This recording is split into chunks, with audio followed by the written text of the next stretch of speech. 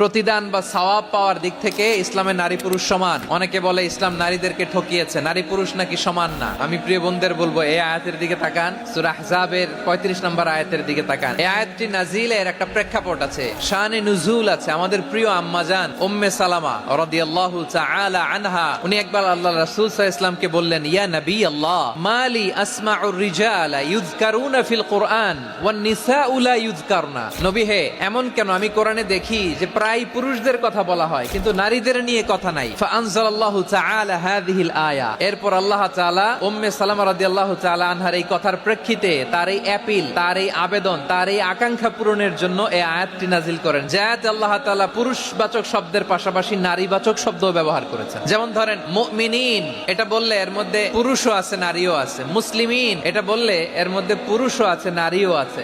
কিন্তু এই আয়াতে আল্লাহ তাআলা মুসলিমিন বলার সাথে সাথে আবার বলেছেন মুসলিমাত।